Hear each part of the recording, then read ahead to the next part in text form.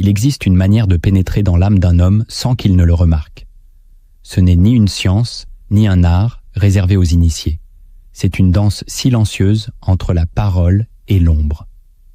Tu crois connaître quelqu'un ? Pose-lui les bonnes questions, et il se démasquera sans le savoir. Les masques tombent toujours face à l'intelligence tranquille. Machiavel le savait. Le pouvoir ne réside pas dans ce que tu montres, mais dans ce que tu sais.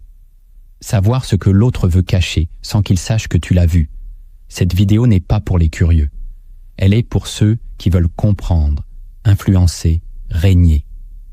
Reste jusqu'à la fin, car je te dévoilerai une vérité que peu d'hommes supportent sans trembler.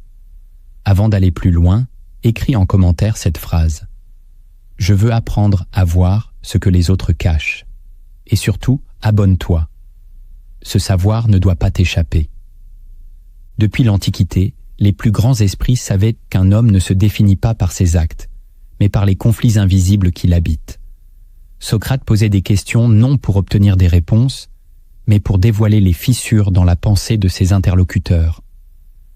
Plus tard, Machiavel comprit que la parole pouvait devenir une lame. Dans les cours royales comme dans les prisons politiques, lire l'âme était une nécessité, pas pour aimer, mais pour survivre. Aujourd'hui, cette sagesse s'est diluée dans le bruit des apparences. On observe des profils, on collecte des données, mais on ne voit plus rien. Pourtant, cette capacité à sonder sans alerter est plus cruciale que jamais. Car notre époque glorifie les masques. Lire l'âme d'un homme, c'est s'arracher à cette hypnose collective. C'est retrouver un pouvoir qui, autrefois, appartenait aux rois, aux confesseurs et aux stratèges. Il ne suffit pas de parler pour savoir. Il faut oser questionner avec précision, sans agression, mais avec une acuité presque chirurgicale. Ces 10 questions ne sont pas des formules magiques. Ce sont des miroirs tendus à l'inconscient. Pose-les sans trembler, écoute sans interrompre, et regarde, car l'âme, elle, ne sait pas mentir quand elle se sent écoutée. La première question que tu dois poser, c'est « Qu'est-ce qui te met en colère chez les autres ?» Car cette question n'interroge pas ce que l'homme rejette autour de lui, mais ce qu'il ne supporte pas de voir en lui-même. L'âme projette ce qu'elle n'a pas encore guéri. Si quelqu'un te parle avec véhémence de la trahison, observe bien. Il porte en lui une blessure profonde de loyauté bafouée, ou pire encore, une trahison qu'il a lui-même commise et qu'il n'a jamais assumée. Machiavel l'avait compris. Les réactions excessives révèlent toujours des liens intimes avec l'objet du rejet. Cette question est un miroir. Elle oblige l'autre à regarder ses propres abîmes en pointant le doigt vers le monde. Mais c'est dans les mots qu'il choisit, dans la rapidité ou l'évitement de sa réponse, que tu découvres son vrai visage. Un homme qui dit « je ne supporte pas les faibles » est souvent lui-même hanté par un sentiment d'impuissance. Un autre qui te dira « je déteste les hypocrites » est peut-être celui qui joue le rôle le plus subtil. Cette question ne cherche pas une opinion, elle cherche une projection. Et dans la manière dont l'autre justifie sa colère, tu verras ses valeurs blessées, ses expériences cachées, ses combats intérieurs. C'est une question simple, mais elle agit comme un poison lent dans les fondations de son masque. Pose-la dans un moment calme, presque intime. Ne réagis pas à la réponse. Écoute simplement. Car ce qu'il dira sur les autres est une confession codée de ce qu'il cache en lui. Et si tu sais écouter entre les lignes, tu n'auras pas besoin de poser une deuxième fois la question. La deuxième question que tu dois poser, c'est « Quel est le souvenir qui te revient quand tu es seul avec toi-même » Car cette question traverse les couches de l'image sociale, les discours bien construits et les identités fabriquées. Elle va chercher ce que l'homme traîne dans le silence, dans ces instants où il n'est plus obligé de jouer un rôle. Le souvenir qui remonte quand tout est calme est un témoin. C'est souvent un moment inachevé, un échec non digéré, une perte, ou au contraire un instant où il s'est senti invincible. Tu ne demandes pas « Quel est ton meilleur ou ton pire souvenir ?» Non. Tu l'obliges à plonger dans ce qui revient spontanément quand il ne fait rien. Ce type de souvenir est obsessionnel. Il dit où l'âme est bloquée, où elle est restée figée. Certains auront un souvenir d'humiliation à l'école, d'autres un moment de gloire sur un terrain de sport, ou encore le visage d'une femme qu'ils n'ont jamais oublié. Ce souvenir-là est un repère secret. Il indique l'endroit exact où son âme revient quand elle cherche du sens ou quand elle souffre en silence. Machiavel savait que l'homme est toujours habité par un souvenir central qui influence ses choix présents plus que ses idées conscientes. En écoutant la réponse, tu ne dois pas seulement entendre les faits, mais ressentir l'émotion qui s'y attache. Observe ses silences, ses hésitations, le regard qui s'échappe. Si ce souvenir est douloureux, il t'indiquera une blessure jamais fermée. S'il est glorieux, il trahira une nostalgie d'un pouvoir perdu. Cette question, posée avec calme, ouvre une porte qu'il avait peut-être lui-même oubliée. Et une fois la porte entr'ouverte, tu peux y lire ce qu'il ne te dira jamais à voix haute. Ce souvenir, c'est la clé de son présent. La troisième question que tu dois poser, c'est « Qu'est-ce que les gens ne comprennent pas chez toi ?» Cette question est redoutable, car elle oblige l'autre à parler de son sentiment d'injustice, de solitude ou de supériorité refoulée. Quand quelqu'un te répond « Je suis souvent mal interprété », il te parle de sa peur d'être invisible. Quand il dit « Les gens pensent que je suis dur, mais je suis juste », il tente de te convaincre de son propre récit intérieur. Cette question dévoile la fracture entre ce qu'il croit être et ce qu'il croit que les autres voient. C'est dans cette tension que tu découvres la part de lui qu'il protège avec le plus de soin. Les gens ne sont pas seulement blessés par les critiques qu'on leur adresse, mais par les fausses identités qu'ils sont obligés de porter pour survivre. En posant cette question, tu lui offres une scène pour exposer ce qu'il ne montre jamais, ou bien tu le pousses à se retrancher derrière des justifications. Dans les deux cas, tu obtiens une vérité. Machiavel affirmait que l'homme montre toujours un masque aux autres, mais qu'il souffre en secret que ce masque soit mal lu. Cette souffrance est un indice. Si la réponse est rapide, elle est préparée, stratégique. Si elle est confuse, elle est probablement vraie. Tu n'as pas besoin d'insister. Un regard qui s'éteint, une voix qui tremble, un rire qui masque une frustration, voilà où l'âme parle. Et derrière cette question se cache un pouvoir immense, celui de faire apparaître la dissonance entre l'image et l'identité. Une dissonance que la plupart ne peuvent plus supporter. Celui qui te confie ce que les autres ne voient pas de lui est en train de t'ouvrir la porte d'un territoire fragile. Observe-le avec attention. Tu es déjà en train de le lire. La quatrième question que tu dois poser, c'est « Quand t'es-tu senti trahi pour la première fois ?» Cette question n'est pas une curiosité, c'est une excavation, car la première trahison marque souvent la naissance d'un principe de survie. L'enfant trahi devient méfiant. L'adolescent trahi devient manipulateur. L'adulte trahi devient stratège. Derrière chaque personnalité, forte ou distante, se cache une blessure de confiance. En demandant ce moment fondateur, tu demandes indirectement « Qu'est-ce qui t'a obligé à changer ?» Car la trahison n'est pas seulement une douleur, c'est une bifurcation. Elle modifie la manière de voir le monde, elle redéfinit les limites, elle crée une loi intérieure. Certains te parleront d'un ami qui les a humiliés, d'un amour qui les a abandonnés, d'un parent qui a menti. Peu importe le récit, ce que tu cherches, c'est la graine de la méfiance. Et surtout, la réponse te dira s'il a pardonné ou non. Car celui qui n'a jamais digéré sa première trahison vit encore dans le passé, même s'il te parle d'avenir. Machiavel savait que l'homme blessé est toujours en campagne de protection. Il érige des murailles là où il a saigné. Cette question n'est pas pour juger, mais pour comprendre. Tu veux savoir, où s'est-il endurci? Où a-t-il cessé de faire confiance? Observe comment il en parle. Avec rage, il n'a pas tourné la page. Avec calme excessif, il a enfoui la colère. Avec humour, il cache le poison. Ce moment-là, cette première cassure, est souvent la naissance de la personne qu'il est aujourd'hui. Ne sous-estime jamais la réponse. Elle est le schéma racine de tout son système relationnel. Et tant que cette blessure parle à sa place, tu ne verras qu'un rôle, pas l'homme réel. La cinquième question que tu dois poser, c'est « Qu'est-ce que tu admires secrètement chez les gens que tu critiques ?» Cette question est un piège élégant. Elle pousse l'autre à regarder le lien inconscient qu'il entretient avec ceux qu'il rejette. Car l'admiration secrète est souvent la face cachée de la jalousie ou du manque. L'homme critique ce qu'il désire sans pouvoir se l'avouer. Quand quelqu'un dit « Les riches sont arrogants », demande-toi s'il ne rêve pas secrètement de cette liberté. Quand il dit « Les gens populaires sont superficiels », écoute bien s'il ne regrette pas de ne pas être vu. Cette question révèle les désirs inavoués. Elle fait apparaître la zone grise entre la haine et la fascination. Machiavel le savait, les passions humaines sont rarement pures. Derrière le rejet, il y a souvent une attirance blessée. Cette question l'oblige à regarder ce qu'il envie chez l'autre. Et l'envie est un aveu. Elle révèle ce qui lui manque pour se sentir complet. Plus encore, elle trahit ce qu'il refoule dans sa propre nature. Il peut critiquer un homme dominateur, mais envier son audace. Il peut mépriser les séducteurs, mais désirer leur pouvoir.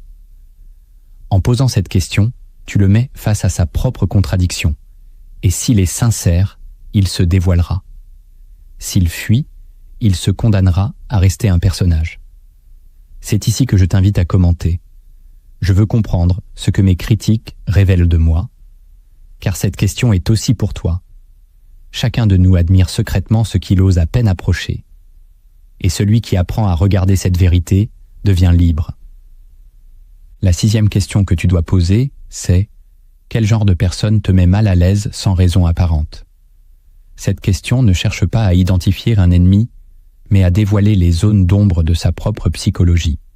Car souvent, ce qui nous dérange sans explication claire pointe un reflet intérieur que l'on ne veut pas voir. Un homme peut être troublé par une femme trop libre, non parce qu'elle lui nuit, mais parce qu'elle incarne une liberté qu'il n'a jamais osé s'accorder. Une personne peut éviter ceux qui parlent fort, car cela lui rappelle une autorité écrasante dans son enfance.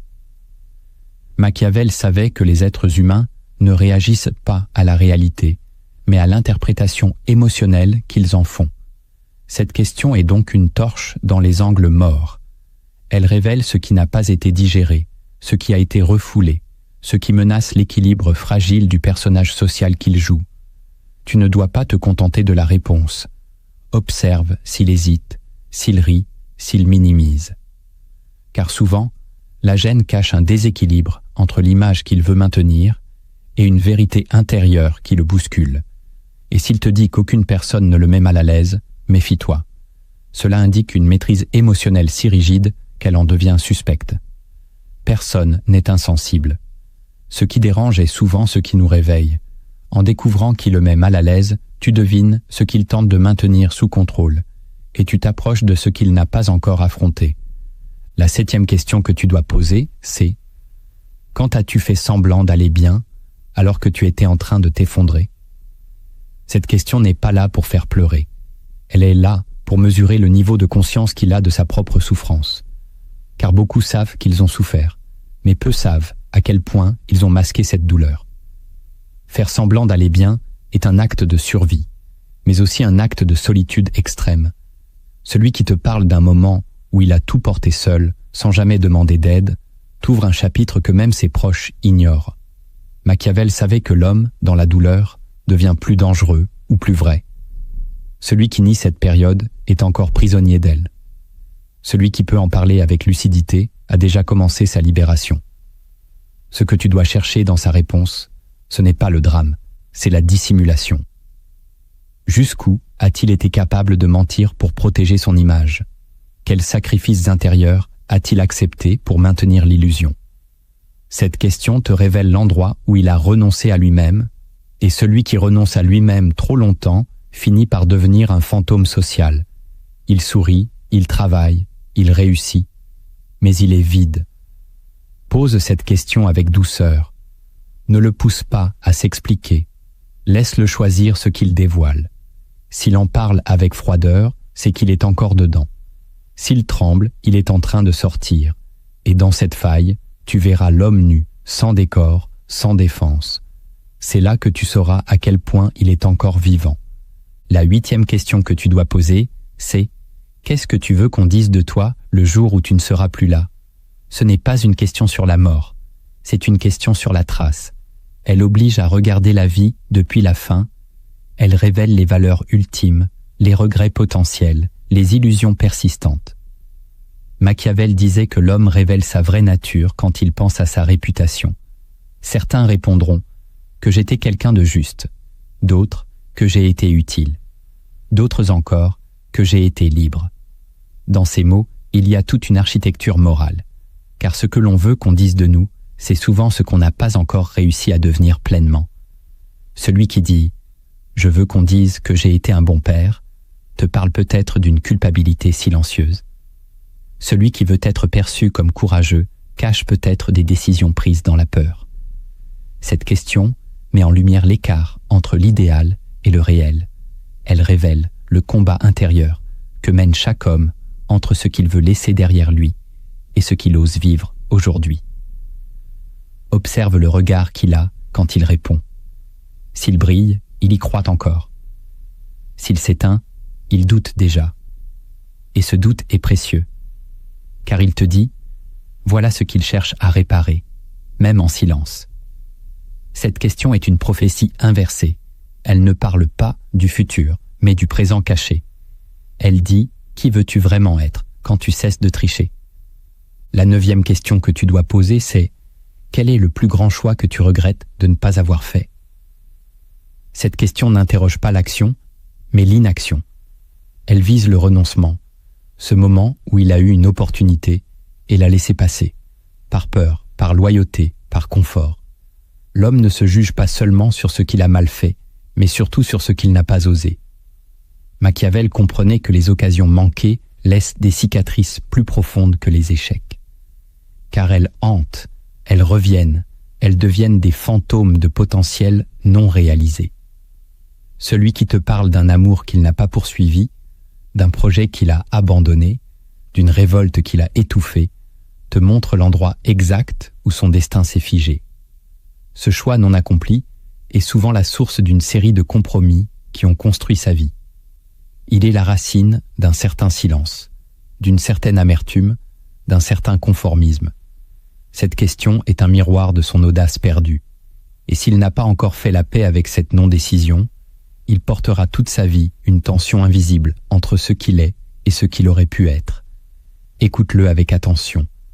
Dans ce regret, tu verras sa grandeur ou sa fuite. Tu comprendras à quel point il s'est éloigné de lui-même. Et peut-être même, en l'écoutant, que tu reconnaîtras ton propre renoncement. La 10e question que tu dois poser, c'est « Qu'est-ce que tu as fait qui t'a surpris toi-même » Cette dernière question n'est pas tournée vers la morale, mais vers le mystère intérieur, car l'homme croit se connaître, jusqu'au jour où il agit d'une manière qu'il n'aurait jamais anticipée. Ce jour-là, il découvre une part enfouie de lui, une part qui peut être lumineuse ou destructrice. Il y a ceux qui ont sauvé une vie sans réfléchir, ceux qui ont trahi sans s'en sentir capables, ceux qui ont rompu, fui, résisté, aimé, frappé, pleuré, contre toute attente. Machiavel savait que l'homme est un théâtre d'imprévus, et ce qui nous surprend en nous-mêmes est souvent la preuve que nous ne sommes pas encore arrivés au fond de notre identité.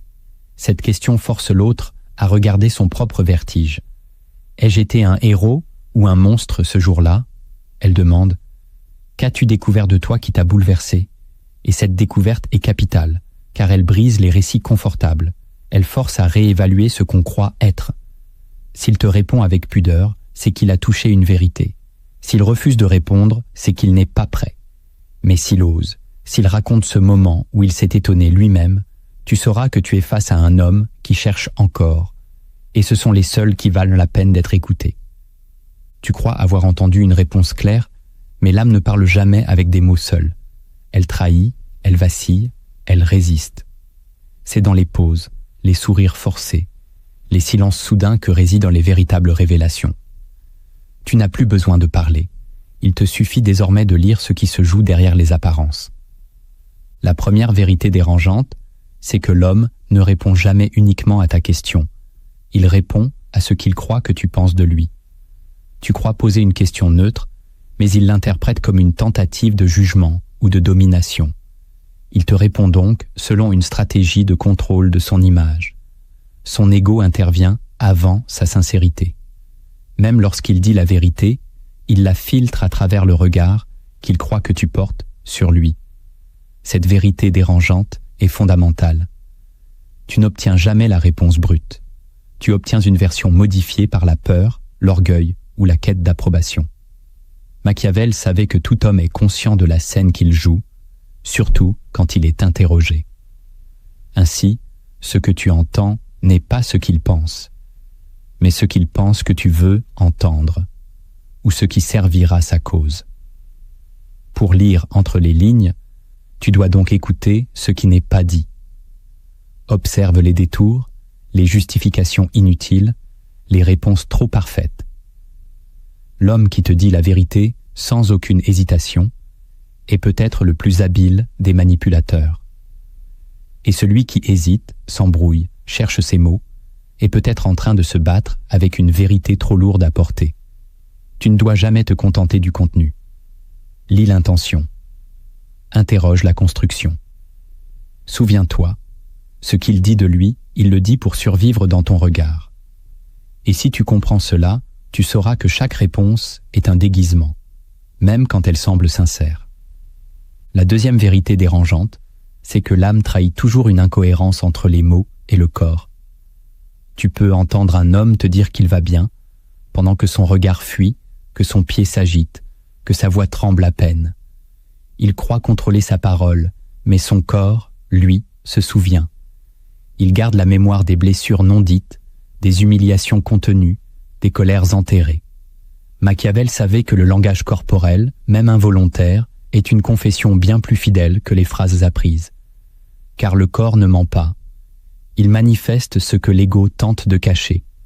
Le silence entre deux phrases, l'élévation soudaine de la voix, la crispation de la main, tout est information. L'erreur de beaucoup est de croire que seuls les mots comptent. Mais ce sont les micro-réactions, les tensions nerveuses, les regards évités qui révèlent la vérité. Un homme qui répond calmement, mais serre les dents, dit plus avec ses mâchoires qu'avec sa voix. Un sourire qui n'atteint pas les yeux est un masque. Tu dois apprendre à observer comme un stratège. Ne regarde pas uniquement le visage. Regarde le souffle, les épaules, les gestes. Le corps entier est un langage que peu savent décoder. Et parfois, ce que tu verras te bouleversera plus que ce que tu entendras. Car cette incohérence entre le corps et le mot est une fracture intérieure. Elle dit « Je veux être cru, mais je n'arrive plus à cacher ce que je ressens ». Celui qui voit cela ne peut plus être manipulé. La troisième vérité dérangeante, c'est que plus quelqu'un parle de ses valeurs, plus il tente de camoufler ses failles. Lorsqu'un homme te parle longuement de justice, interroge-toi sur l'injustice qu'il a commise ou subie. Lorsqu'il insiste sur l'importance de la fidélité, cherche l'infidélité qu'il cache ou qu'il redoute. Machiavel enseignait que l'homme projette ce qu'il veut être, non ce qu'il est.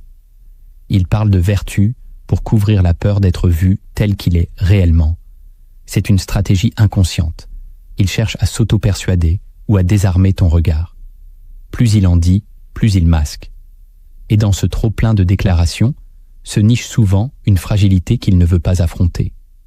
Les vrais justes parlent peu de justice. Les âmes fidèles n'ont pas besoin de le prouver. Ce sont les insécurisés, les instables, les repentis silencieux qui construisent des discours moraux trop parfaits. Ce n'est pas un mensonge, c'est un camouflage. Il ne ment pas nécessairement, mais il s'accroche à une image de lui qu'il veut encore croire possible. Cette vérité dérangeante te force à écouter autrement. Quand quelqu'un t'explique qui il est, demande-toi toujours « Pourquoi a-t-il besoin de me dire cela ? Que veut-il cacher derrière cette démonstration ?» Ce n'est pas le contenu qui t'éclaire, c'est le besoin de l'exprimer avec autant d'intensité. L'homme trahit toujours son vide par l'excès de discours sur ses principes.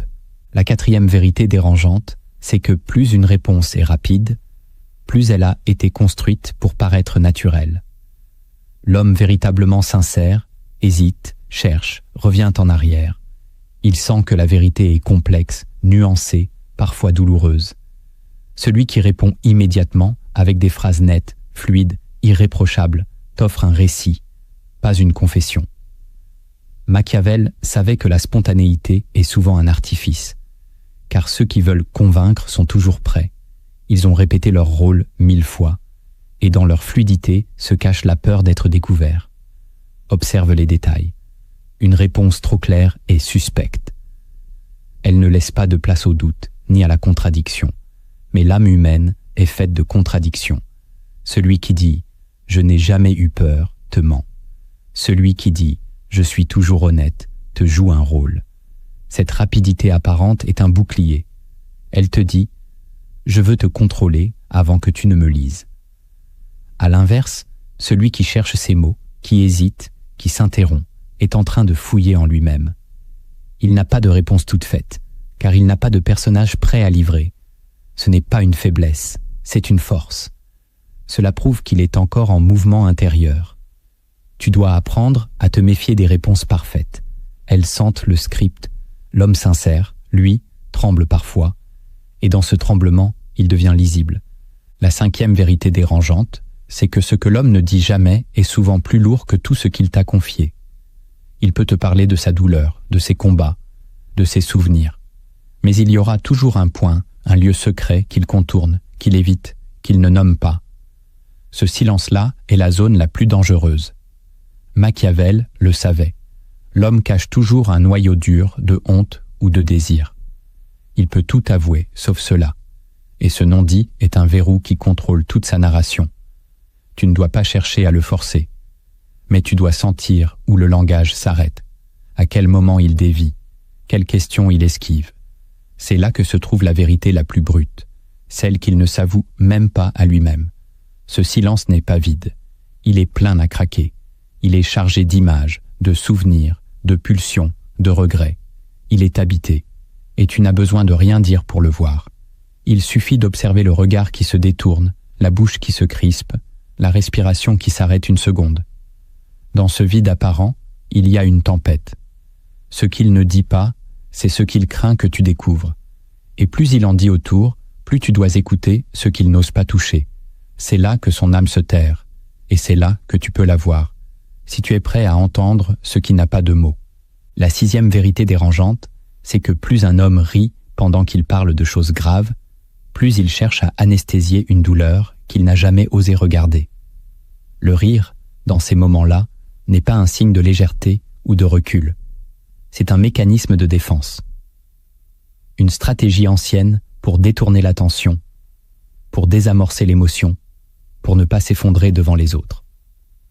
Machiavel savait que l'homme n'est jamais aussi fragile que lorsqu'il semble désinvolte sur ses propres cicatrices. Le rire nerveux, le sourire ironique, la blague glissée au mauvais moment sont autant de cris contenus. Ils disent « Je ne suis pas prêt à en parler autrement ». Tu dois apprendre à entendre ces signaux avec gravité. Ne ris pas avec lui. Ne réponds pas avec légèreté. Écoute ce que son rire tente d'enterrer. Derrière chaque éclat se cache souvent une scène enfouie, une honte profonde, un traumatisme resté sans voix. L'homme qui rit en disant « ça m'a détruit à moitié » ne t'informe pas, il t'implore silencieusement de ne pas creuser. Car il sait que s'il pose des mots clairs, il devra affronter ce qu'il a longtemps camouflé sous le vernis de l'humour. Le rire, ici, est une armure. Et plus elle est brillante, plus ce qu'elle protège est fragile. Il ne s'agit pas de le forcer à parler autrement. Il s'agit de ne pas se laisser hypnotiser par le masque. Rappelle-toi, la douleur la plus profonde ne crie pas, elle rit parfois, et dans ce rire, elle demande à être prise au sérieux. Tu veux lire l'âme? Alors apprends à distinguer le rire libérateur du rire défensif. Le premier te libère. Le second t'avertit qu'une blessure saigne encore dans l'ombre. La 7e vérité dérangeante, c'est que l'homme finit toujours par révéler son vrai visage quand il croit que tu ne l'observes plus. Tant qu'il sent ton regard, il joue un rôle. Il ajuste son discours, il choisit ses gestes, il pèse ses silences. Mais dès que ton attention semble s'éloigner, dès qu'il pense que tu as baissé la garde, il relâche la pression. Et c'est là, précisément là, qu'il devient visible. Machiavel le savait. L'homme est un stratège permanent tant qu'il se sent observé. mais il se trahit dans l'instantané, dans l'oubli, dans les interstices. Observe ce qu'il fait après avoir parlé, comment il respire, où va son regard, ce qu'il dit à voix basse, en croyant que ce n'est pas entendu. L'âme n'a pas besoin d'une confession pour être lue. Elle se glisse dans l'accidentel, l'intonation quand il raccroche, le soupir qu'il pensait discret, le mot glissé entre deux phrases. C'est là que sa vérité surgit, pas dans les grandes déclarations, mais dans les brèches. L'homme contrôle ce qu'il montre, mais rarement ce qu'il oublie de cacher. Tu ne dois pas te contenter de l'écouter, tu dois apprendre à le laisser parler, puis à observer le moment juste après. Le relâchement, la faille, la détente qui trahit. Car ce qu'il montre est une construction, mais ce qu'il fait quand il ne pense plus être regardé, c'est lui. Entier, number, sans rôle. Tu veux lire l'âme? Alors regarde quand elle ne joue plus la pièce. C'est dans le silence, après la dernière phrase, que se cache la vérité. Il ne suffit pas de savoir. Il faut sentir. Il faut aiguiser ses sens comme une lame. Lire l'âme d'un homme, ce n'est pas l'analyser, c'est le ressentir au moment exact où il tente de se cacher. Voici 7 techniques pour voir dans l'obscurité sans que personne ne s'en rende compte et sans que toi-même tu t'y brûles. La première technique que tu dois apprendre, c'est l'observation différée. Elle consiste à ne pas tirer de conclusion immédiate face à une réponse ou un comportement. L'erreur des esprits impulsifs est de réagir à chaud, de croire qu'une parole reflète la totalité d'un être. Mais la vérité humaine ne se livre jamais dans l'instant. Elle s'échappe, elle se contredit, elle revient autrement plus tard.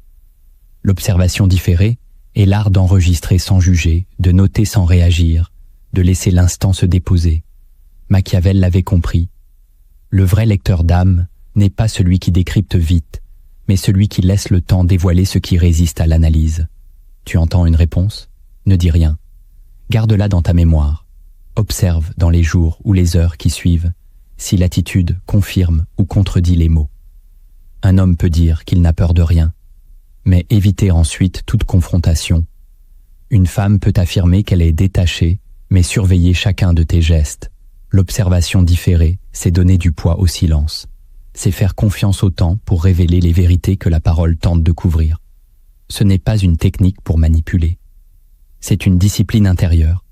Elle te permet de voir les lignes de fracture que l'instant ne montre pas encore. Elle exige de la patience, du calme, une capacité à retenir le besoin de comprendre tout de suite. Plus tu observes sans vouloir deviner, plus ce qui était opaque devient limpide. Car tout finit par s'exprimer. Même ce qui voulait rester caché. L'âme, dans le temps, perd ses masques. Et seul celui qui a su attendre sans forcer pourra la voir telle qu'elle est vraiment. La deuxième technique que tu dois maîtriser, c'est l'art du silence miroir. Tu poses une question et tu ne relances pas. Tu laisses le silence s'installer. Tu le tiens, tu le regardes. Car dans ce silence, l'autre commence à se décomposer intérieurement. Ce n'est pas une violence, c'est une vérité. L'homme ne supporte pas le vide. Il le remplit. Et ce qu'il choisit d'y mettre te révèle qui il est. Machiavel utilisait ce principe pour voir ce qu'on essayait de lui cacher. Il savait que le silence prolongé agit comme une lumière crue. Il fait apparaître les ombres.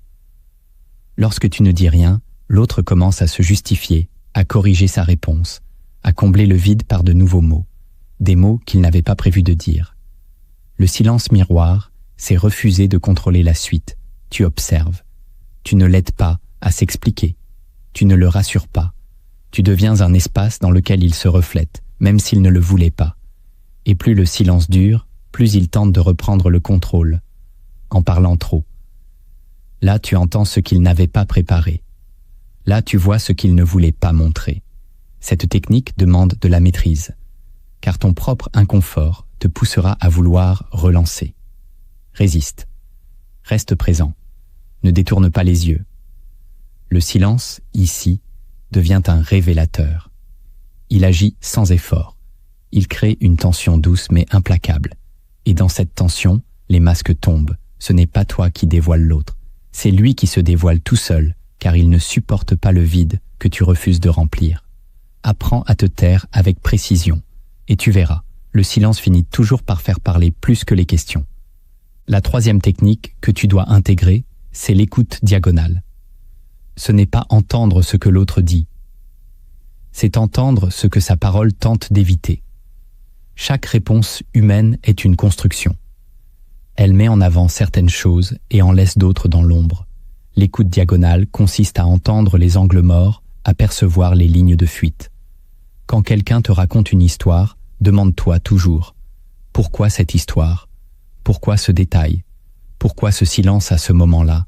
Tu ne suis pas le récit, tu écoutes ce que le récit trahit. Machiavel utilisait cette technique avec les diplomates. Il ne se contentait pas de leur discours, il observait ce qu'ils ne formulaient jamais. Et souvent, c'est là que résidait la vérité. L'écoute diagonale, c'est ressentir les déséquilibres. Un homme peut parler pendant des heures d'un conflit professionnel, sans jamais mentionner sa propre responsabilité. Une femme peut décrire une rupture amoureuse sans jamais évoquer ses émotions. C'est là, dans ce manque, que tu vois l'évitement. Et dans cet évitement, tu lis la blessure. Cette technique demande une sensibilité aiguë. Tu dois capter ce qui est en creux, ce qui est insinué, mais jamais nommé. Tu dois t'éduquer à entendre l'ombre dans le discours. L'homme n'est jamais totalement conscient de ce qu'il révèle. Et plus il parle, plus ses silences deviennent lourds. L'écoute diagonale est un art lent. Tu n'interromps pas, tu accueilles, tu pèses. Et dans cette écoute sans jugement, les mots qui manquent prennent tout leur poids. Ce qu'il ne dit pas, il le vit. Ce qu'il cache, il le nourrit. Et toi, en écoutant autrement, tu deviens capable de lire ce qui se glisse entre les lignes. La quatrième technique que tu dois cultiver, c'est l'alignement énergétique. Elle peut sembler abstraite, mais elle est terriblement concrète. Chaque être humain dégage une tension, un champ, une atmosphère. Ce n'est pas une magie, c'est une signature intérieure. Quand tu es attentif, tu ressens cette vibration. Et plus tu es aligné avec ton propre calme, plus tu peux percevoir les dissonances chez l'autre. Machiavel n'aurait pas utilisé ces termes, mais il comprenait déjà que certaines présences fatiguent, d'autres apaisent, d'autres encore dérangent, sans explication. L'alignement énergétique commence par toi. Tu dois te purifier intérieurement pour percevoir clairement. Moins tu es encombré par tes émotions, plus tu deviens un miroir précis. Quand tu es face à quelqu'un, ressens ce qui change en toi. Te sens-tu oppressé, distrait, vidé, excité ? Ce changement est un indice. Il t'indique la nature invisible de l'autre. Ce n'est pas une science exacte, mais une perception intuitive qui se développe par l'écoute du corps. Ce que ton mental ne voit pas, ton ventre le sent. Apprends à l'écouter. Lorsque quelqu'un ment, une tension se crée. Lorsque quelqu'un cache une douleur, ton énergie se brouille. Cette technique ne se lit pas, elle s'éprouve. Tu dois l'incarner. Et plus tu t'exerces, plus tu deviens capable de ressentir l'âme d'un homme avant même qu'il n'ouvre la bouche. C'est un langage silencieux, mais plus fidèle que tous les mots. Et celui qui sait le lire entre dans une dimension que la plupart ignorent, le terrain brut du réel. La cinquième technique que tu dois pratiquer, c'est la reformulation ciblée. Elle consiste à redire, en d'autres mots, ce que l'autre vient de te dire, mais avec une légère torsion. Tu prends son discours, tu le transformes légèrement et tu observes sa réaction. Par exemple, s'il dit « Je m'en fiche de ce qu'il pense de moi », tu reformules « Donc tu fais tout pour ne pas être jugé ?» Et là, tu regardes. S'il sourit, s'il se crispe, s'il se ferme, tu viens de toucher un point sensible. Machiavel utilisait cette méthode pour tester les récits des puissants. Il ne confrontait pas, il reformulait en suggérant une autre interprétation. L'autre se sentait piqué, parfois déstabilisé, et c'est dans cette déstabilisation que la vérité surgissait. La reformulation ciblée est une épée douce. Tu n'agresses pas, tu questionnes à travers le miroir, tu dis « tu veux dire que… » ou « donc, en fait, tu ressens ». Et souvent, l'autre dira « non ». Mais ce non sera chargé. Il contiendra le désaccord, la honte ou la colère. C'est là que tu observes. Cette technique te permet de tester la solidité du récit. Car si une parole est vraie, elle résiste à la reformulation. Mais si elle est fragile, défensive ou fausse, elle vacille. Tu n'as pas besoin de pousser. Tu poses une autre version, plus nue, plus directe, et tu l'attends comme un miroir. Ce que l'autre y verra te dira tout. Et s'il le brise ou le détourne, c'est qu'il ne veut pas se voir lui-même. La 6e technique que tu dois maîtriser, c'est l'observation des incohérences subtiles. Elle consiste à traquer les petites contradictions qui passent inaperçues dans le flot d'un discours. Car l'homme ment rarement frontalement. Il ment par omission, par incohérence, par détails qui ne collent pas. Machiavel savait que les plus grands manipulateurs ne se trahissent pas par ce qu'ils affirment, mais par ce qu'ils oublient d'aligner. Une personne peut dire qu'elle est en paix avec son passé, mais trembler au simple nom d'un ancien proche. Elle peut affirmer qu'elle n'attend rien des autres, tout en surveillant obsessivement leurs réactions. L'incohérence subtile n'est pas toujours une preuve de mensonge. Elle est une preuve de tension intérieure. Elle dit « Ce que je crois vouloir n'est pas ce que je ressens vraiment. Ta mission n'est pas de l'exposer, mais de la noter. » Tu entends une chose, puis tu entends son contraire plus tard. Tu entends un principe moral, puis tu vois une action qui le contredit.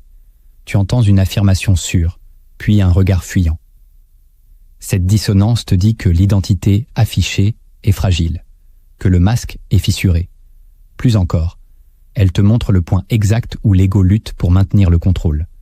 La clé, c'est la précision. Tu dois t'entraîner à entendre non seulement les mots, mais les liens logiques entre eux. Est-ce que tout se tient? Est-ce que les valeurs évoquées sont incarnées dans les exemples? Est-ce que les émotions exprimées sont cohérentes avec les faits racontés? Cette technique te demande rigueur et finesse. Ce que tu cherches, ce n'est pas l'erreur grossière, mais la faille subtile. Là où l'homme se contredit sans le savoir, tu as accès à ce qu'il n'a pas encore intégré. Et c'est là que sa vérité commence à apparaître.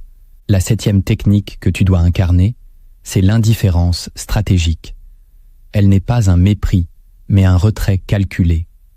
C'est le choix conscient de ne pas chercher à plaire, ni à être compris, ni à convaincre. Car plus tu cherches à être aimé, plus l'autre contrôle la scène. Machiavel savait que celui qui veut comprendre l'âme d'un homme ne doit pas dépendre de sa validation. L'indifférence stratégique, c'est te rendre transparent, non pas invisible, mais inatteignable, émotionnellement. Tu observes sans chercher à influencer. Tu restes présent sans devenir acteur. Ce détachement crée un espace où l'autre se dévoile sans contrainte. Il ne sent plus de pression, il croit que tu n'attends rien. Alors il se relâche. Et dans ce relâchement, la vérité apparaît. L'indifférence stratégique te protège aussi, car lire une âme, c'est risquer de s'y perdre. Si tu es trop affecté par ce que tu découvres, tu deviens vulnérable. Mais si tu restes centré, calme, stable, tu peux traverser les ombres sans les absorber. Cette technique demande une grande maturité intérieure. Tu dois être capable de ressentir sans t'attacher, de comprendre sans vouloir réparer, de voir sans vouloir posséder. Ce n'est pas une froideur, c'est une souveraineté. Tu deviens comme un miroir silencieux, pur, net, sans intention. Et l'autre, face à toi, finit par se montrer tel qu'il est, non pour toi, mais malgré lui. L'indifférence stratégique n'est pas un repli, c'est une posture sacrée. Elle dit « Je suis là, je t'écoute, mais je ne suis pas à toi ». Et dans cet écart, tu gagnes un pouvoir immense, celui de voir l'autre sans devenir son prisonnier. Tu sais maintenant qu'on ne lit pas une âme avec des mots. On la lit avec le silence, l'attention, les interstices. On la lit avec une patience que peu sont prêts à cultiver. Car comprendre l'être humain, ce n'est pas accumuler des réponses, c'est écouter ce que les réponses contournent. Ce que l'homme dit est une chose. Ce qu'il trahit malgré lui en est une autre. Et c'est là, dans cette zone floue, dans ce terrain miné, que réside la vérité. Machiavel n'a jamais prétendu que les hommes étaient transparents. Il a affirmé, au contraire, qu'ils sont des constructeurs d'illusions, des architectes d'images, des sculpteurs de récits. Mais il a aussi montré que tout masque finit par se fissurer, pour celui qui sait attendre. Lire l'âme d'un homme, c'est accepter de voir ce qu'il ne veut pas montrer, et parfois ce qu'il ne sait même pas lui-même. C'est poser une question sans chercher la réponse. C'est observer un geste, une hésitation, un regard qui s'échappe. C'est comprendre qu'un silence peut hurler, qu'un mot peut couvrir une plaie, qu'un rire peut être une prière pour ne pas s'effondrer. Tu ne seras jamais un lecteur d'âme si tu veux avoir raison. Tu ne verras rien si tu veux dominer. Tu ne sauras rien si tu veux comprendre vite. Car l'âme humaine ne se livre pas à celui qui force. Elle s'ouvre à celui qui accueille. Ce n'est pas un art de manipulation, c'est un art de présence. Tu n'as pas besoin de technique si ton regard est juste, si ton esprit est stable, si ton silence est vrai. Le monde actuel, saturé de bavardage, de jugement et d'étiquette, a perdu cette capacité sacrée à voir ce qui est et non ce qui semble. Toi, si tu veux rester lucide, tu dois aller contre ce courant. Tu dois réapprendre à sentir, à discerner, à lire les battements d'un cœur sous la carapace. Car il y a quelque chose de sacré à voir un homme sans le violer. Il y a une forme d'amour rude, mais juste à deviner la faille d'un être sans l'exposer. Et il y a une noblesse silencieuse à rester calme quand tu comprends tout, mais que tu ne dis rien. Voilà le pouvoir que tu dois cultiver. Non pas pour dominer les autres, mais pour ne plus être aveugle. Pour ne plus être trompé par les grands discours, ni séduit par les visages bien construits. Car l'ennemi le plus dangereux est toujours celui qui sait bien parler, mais dont l'âme est fuyante. Alors souviens-toi, observe longtemps, écoute autrement. Ne cherche pas la confession, cherche la vibration. Ne poursuis pas les mots, cherche la cohérence. Ne juge pas trop vite, note, garde, recoupe, et laisse le temps t'apprendre, car toute âme finit par se montrer à celui qui ne scie pas. Si ce savoir a touché quelque chose en toi, si tu veux aller plus loin, si tu veux apprendre à voir plus clair dans les autres et en toi-même, alors abonne-toi maintenant. Car ce que tu viens de découvrir n'était qu'un début. D'autres vérités t'attendent, et elles ne seront pas plus confortables, mais elles seront nécessaires.